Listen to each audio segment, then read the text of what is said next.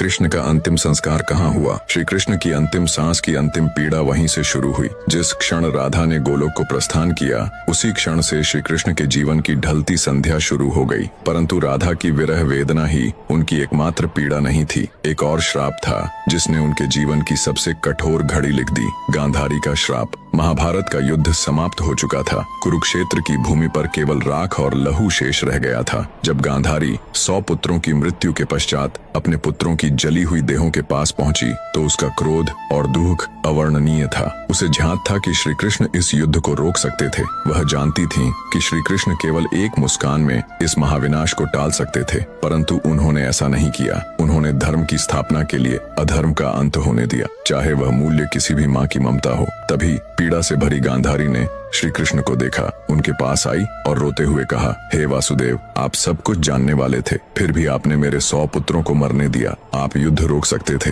पर आपने केवल तमाशा देखा। मेरी ममता की आग आज आपको भी छुएगी। मैं आपको श्राप देती हूँ। ठीक वैसे ही जैसे मेरा वंश समाप्त हुआ, वैसे ही यदुवंश भी नष्ट होगा और आप भी अपनी मृत्यु को अकेले अपनों से बिछुड़कर एक तीर की पीड़ा में अनुभव करेंगे। श्री कृष्ण ने गांधारी के श्राप को शांत मन से स्वीकार किया, क्योंकि वह जानते थे यह भी उसी लीला का एक भाग है। जिस न्याय को वह लेकर आए थे, उसी न्याय की अग्नि अब उनके अपनों को भस्म करेगी। गांधारी का श्राप, राधा की जुदाई और यदुवंश का अंत, यही वो अंतिम अध्याय थे जिसने श्री कृष्ण के मानवीय रूप को सबसे गहरे दुख से भर दिया। अब जानिए कैसे त्रेता युग में श्री राम द्वारा दिया गया वरदान बना द्वापर में श्री कृष्ण की अंतिम लीला का कारण। अगर आपको श्री कृष्ण की अंतिम सांस के बारे में आगे बढ़ाना है तो चैनल को सब्सक्राइब करें। त्रेता युग का वह समय था जब राम ने रावण का वध कर अयोध्या लौटकर राम राज्य की स्थापना की थी। एक शाम अयोध्या के समीप एक तपस्वी राक्षस आया। नाम था जरासुर। वह युद्ध नहीं चाहता था,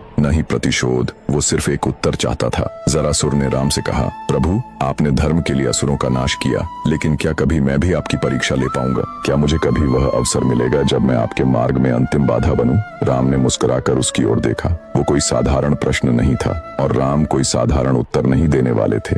राम बोले, जब मैं द्वापर में श्री कृष्ण रूप में जन्म लूंगा, तब तू मनुष्य रूप में जन्मेगा और वही जीवन तुझे वह अवसर देगा जिसकी तू आज याचना कर रहा है। तेरे हाथों ही मेरी लीला इस धरती पर पूर्ण होगी, यह मेरा वचन है। जरासुर झुक गया। उसने नहीं जाना कि वह वचन युगों बाद एक महारहस्य का कारण बनेगा। समय बीतता गया, युग बदले और द्वापर में वो वचन धीरे धीरे श्री कृष्ण के अंतिम क्षणों की ओर बढ़ने लगा। जब लीला पूरी हो चुकी थी और ब्रह्मांड का सबसे बड़ा प्रेमी अपने सबसे गहरे अकेलेपन में डूब चुका था, वो द्वारका का